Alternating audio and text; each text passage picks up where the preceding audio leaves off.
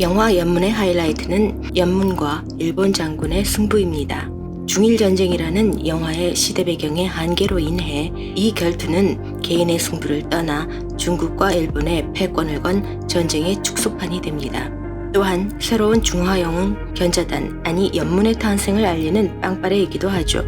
이번 영상은 견자단의 연문입니다. 이 영화는 잘 만들어진 액션 무협 영화라는 평가와 민족주의 영화라는 평을 동시에 받고 있었습니다.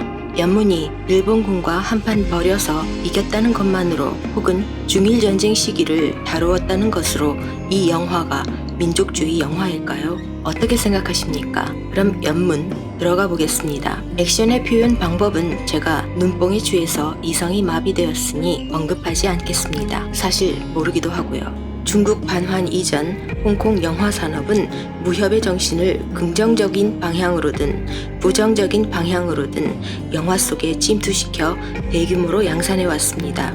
홍콩 영화 시장이 침체기에 빠지기 직전 불타오르는 마지막 불꽃처럼 민족주의의 열망까지도 포함시켜 초대박친 영화가 황비용 시리즈입니다. 그러나 홍콩 영화 산업은 중국 정부가 대중문화를 자체적인 기율에 맡겼던 이후의 10여 년간 또 다른 황비용을 만들어내지 못했습니다. 물론 황비용에 이어 정무문 종류가 있긴 하지만 황비용같이 신화적인 영화의 대열에 끼지는 못했습니다. 이미 다 아시다시피 정무문의 진지는 허구의 인물이기 때문입니다. 그 결과 홍콩을 포함한 중국 영화 시장에는 중국인의 정신을 업시켜줄 영화가 존재하지 않았습니다. 스크린에 적합한 영웅이 없다는 것과 그 영웅을 현실화시켜줄 영화배우 역시 없다는 독특한 문화적인 공백은 무협 영화 자체가 침체기에 빠지는 결과를 가져왔습니다. 중국 영화 시장은 그 대안을 무수히 찾아다녔을 것이라고 생각됩니다. 중국의 영웅으로 거듭날 수 있는 인물, 그리고 그 인물 자체가 될 수 있는 배우.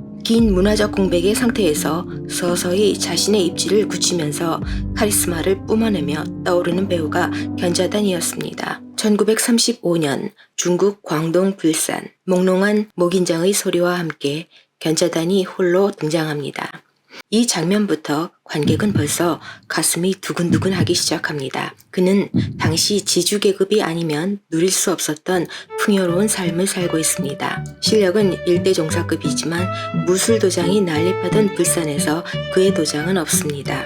그냥 딱히 하는 일도 없어 보이지만 동네 사람들에게는 두루두루 존경받으면서 제자가 되길 원하는 사람이 줄을 나래비로선 우예인이죠. 영화의 초반은 가벼운 코믹 터치로 진행되지만 견자단이 번소왕을 장난스러울 정도로 발라버린 사건에서 관객은 또 한 번 콧구멍이 벌렁벌렁합니다.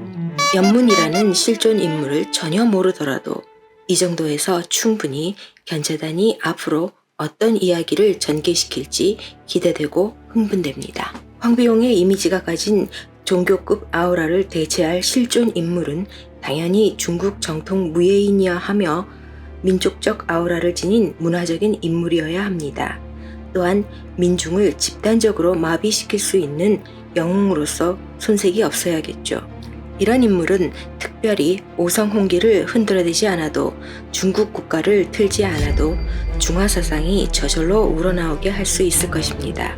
중국인이 아니더라도 그 인물에 뻗가서 이성이 마비되는 신화적인 인물.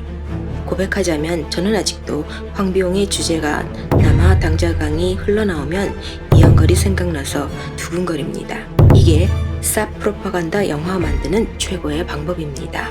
유치뽕짝하게 중공기를 흔들어대는 오경의 영화는 중국 밖에서는 오지게 욕만 처먹을 뿐이죠. 누가 알겠습니까? 중국 내에서도 돈 쳐들여서 젖닭으로 만든다고 욕 바가지로 하는 인민이 계실런지. 여기까지는 황비용을 비롯해서 정무문 정도가 중화 사상을 고취했던 석기시대 방법입니다. 그러나 2000년대 이후 중국은 달라졌습니다. 영화의 시대적 아이콘이 이루어야 하는 임무는 하나가 더 생겼죠. 말이 하나지 그간 홍콩 영화가 쌓아온 모든 기술을 합체한 것보다 더 큰 영역입니다. 그 이유는 중화 사상의 개념이 확장되었기 때문이죠. 중화 사상은 현대 중국에 와서 대동주의로 변질되었습니다. 다 같이 잘 사는 유토피아 사회를 건설하자는 게 나쁠 것은 또 없습니다. 그런데 이 대동이라는 바구니에 남의 것까지 죄다 주워 넣으려는 개심보가 이미 오래전부터 영화에서도 본색을 드러냈다는 것입니다. 티벳까지도 중국 자치구라는 명목하에 대동에 포함시키는데 하물며 중화민국 타이완은 어떨까요? 얄짤없겠습니다. 그럼 중화 사상은 새로운 황비용급 레전드를 더 찾기 힘들지 않았을까요? 아니, 찾았습니다. 이미 정형화된 황비용의 민족 영웅의 이미지에 하나의 중국이라는 패치가 덧대어진 확장판, 연문. 중국 영화 산업이 찾아낸 이 보석이 견자단의 후광을 입힌 연문입니다. 연문이 새로운 영웅으로서 필요한 조건을 다 갖추고 있었다 하더라도 광동에는 더 유명한 광동시포가 있었습니다.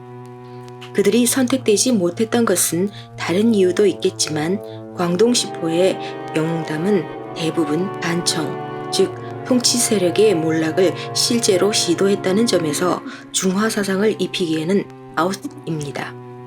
반면 연문은 황비용과 같이 광동 불산 출신이면서 중국 국민당과 공산당이 대치하고 또 합작했던 시기와 중일전쟁 시대를 몽땅 겪은 인물입니다. 연문이 실제로 국민당을 위해 일했고 그 때문에 공산당을 피해 홍콩으로 도피했던 개인사는 하나의 중국이라는 모토하에 다르게 해석됩니다.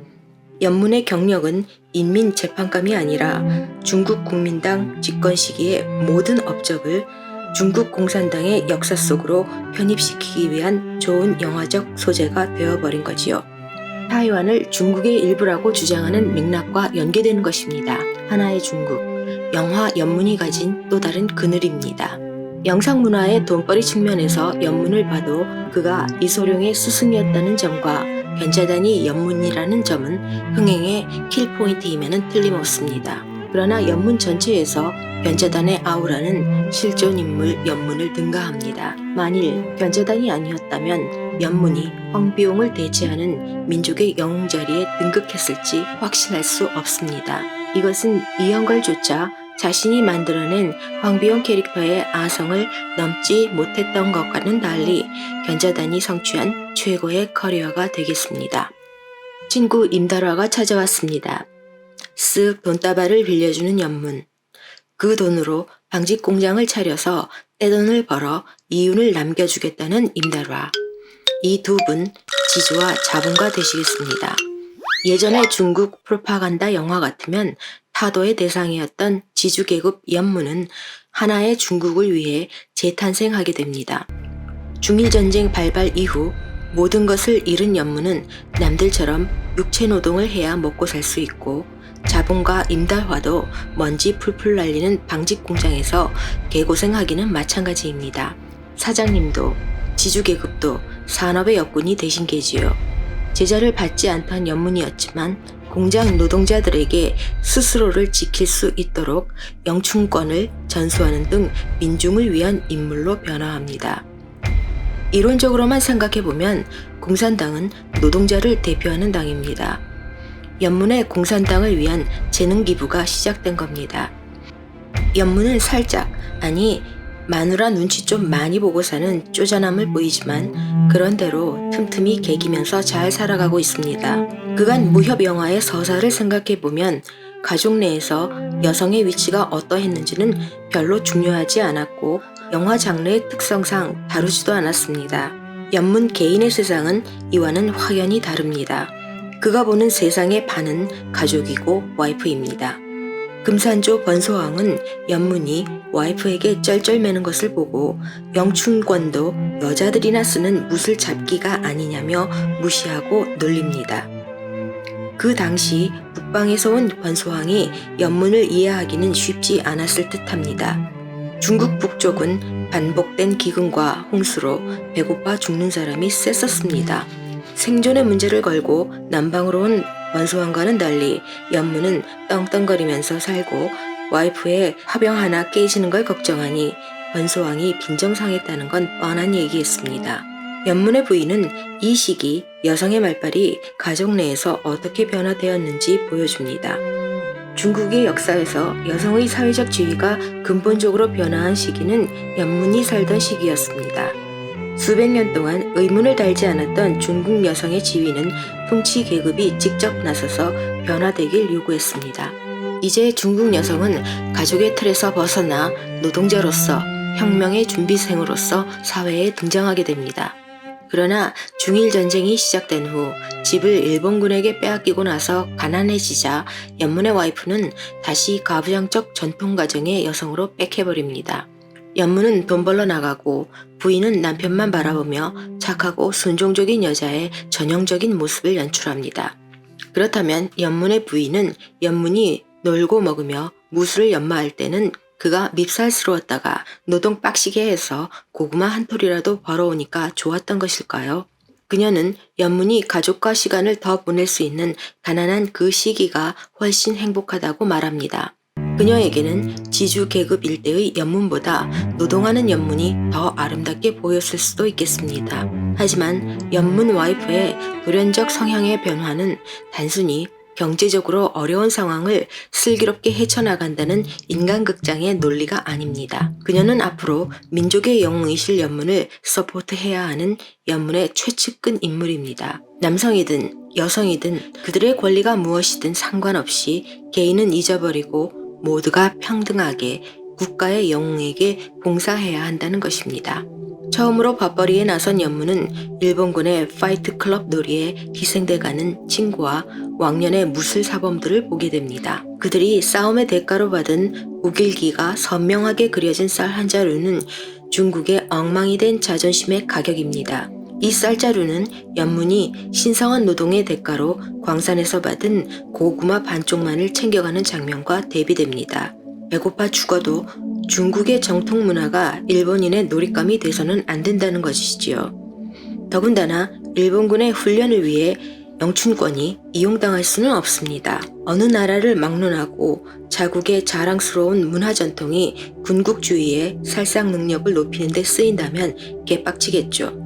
이쯤 해서 관객은 연문에게 퍼펙트하게 동화되기 시작합니다. 미우라와의 막판 대결 장면은 그간 조용히 아무도 없는 곳에서 우애를 연마하던 견자단 아니 연문의 모습과 교차 편집됩니다. 이 교차 편집은 중국의 정통 무예는 과시하기 위한 것이 아니며 또 누구를 찍어 누리기 위한 것도 아니라 중국인의 혼을 담은 정신 소양에 관한 것이라는 연문의 대사에 힘을 실어줍니다.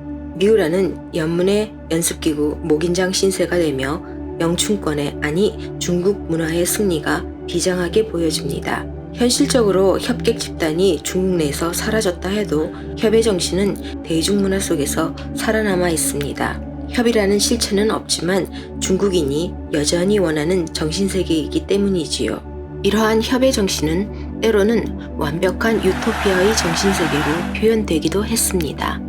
연문이 일본 장군 미우라에게 한 말은 이를 의미하는 것입니다.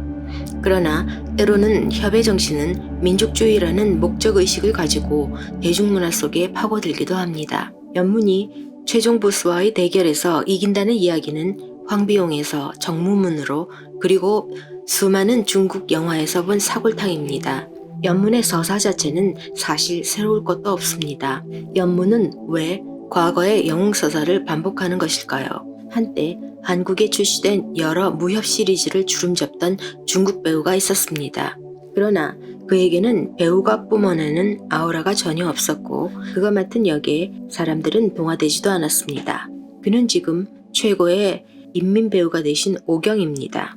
오경의 최근 영화들은 표현 양식이 졸라 직접적입니다. 대놓고 선전질이죠. 그에겐 여전히 아우라가 없습니다.